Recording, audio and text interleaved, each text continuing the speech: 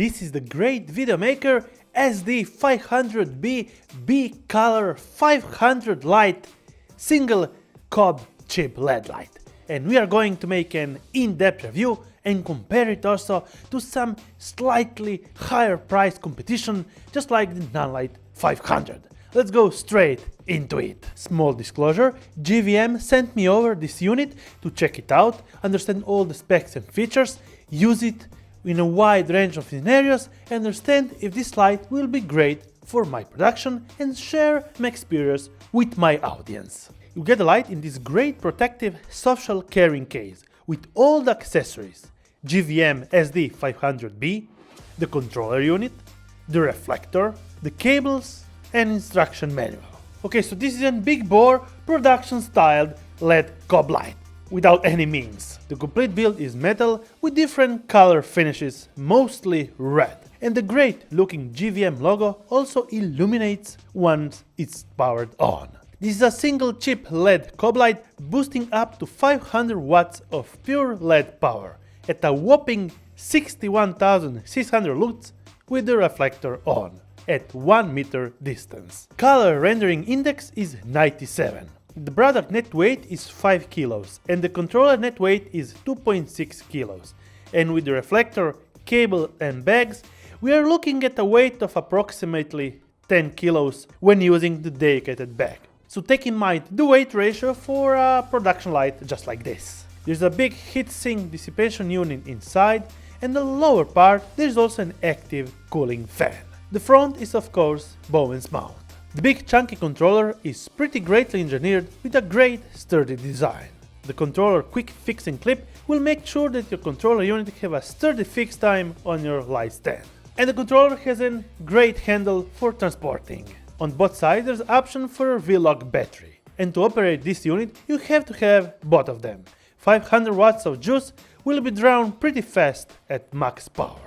In front we have a color screen with control buttons and 2 knobs for the selection and confirmation with CCT and speed values. Let's get to one of my tests with the minimal and maximum consumption of this set.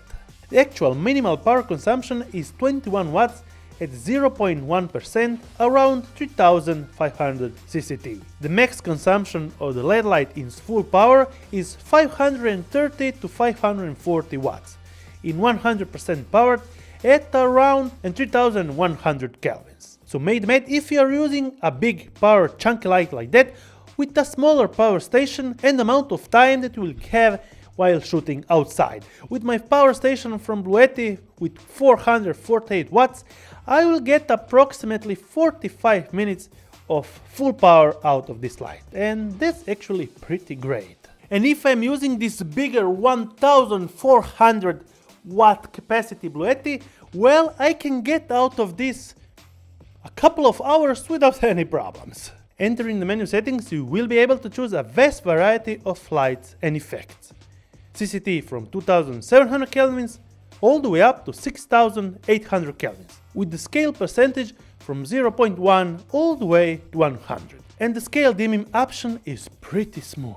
Entering the searchlight input: tungsten, HMI 5600, studio lamps, studio sodium lamp, halogen, arc lamp, candle, sunset sunrise, daylight, overcast sky, CFL cool white. Effects mode: lightning, CCT loop, candle, bed bulb, TV, paparazzi, explosion, pulsing, strobe, fire, fireworks, welding. In the menu settings you can check DMX settings, dimming curve, wireless settings, studio mode, frequency settings, fan settings, smart, high and silent, and the system settings. This light can be also operated via the GVM2 app, and the QR code is right here on top of the actual COB light. And the control board is similar as the color screen on the controller, with all the functions laid out pretty simply and visually pleasant. The experience of using it is pretty great, and you can also make group of lights regarding to your needs. Now we are ready to compare it to the Nanlite Forza 500. One thing that is already obvious, Nanlite have a smaller main cob light unit, but a bigger, chunkier controller unit. The Forza 500 internal fan kicks in at much a higher spin rate than the GVM, mostly because the GVM has a smart fan feature and a bigger sink dissipation unit inside. At 5600 kelvins with the respective reflectors, they match for an actual light output, having slightly to my side probably the GVM, with a couple of percents with brighter lighting. I much prefer the controller unit from the GVM being in color screen. The GVM controller has a built-in V-mount battery slot, the Nanlite doesn't. And well, this list can go on and on, but I will sum up just like this. This complete unit is 3 times cheaper than the Forza 500, making this light an extremely good value, matching and outperforming, let's say, the Forza 500, because the Forza 500 that I have, it's a single daylight 5600 Kelvin light. This is a B color light, so big difference and a 3 times lower price. And just to say, these fans inside are extremely quiet. So yeah, big thumbs up for GVM. So I can really recommend this light that actually now priced at around 600 to 700 USD. If you have any questions, feel free to comment down below, I will be happy to answer to all them.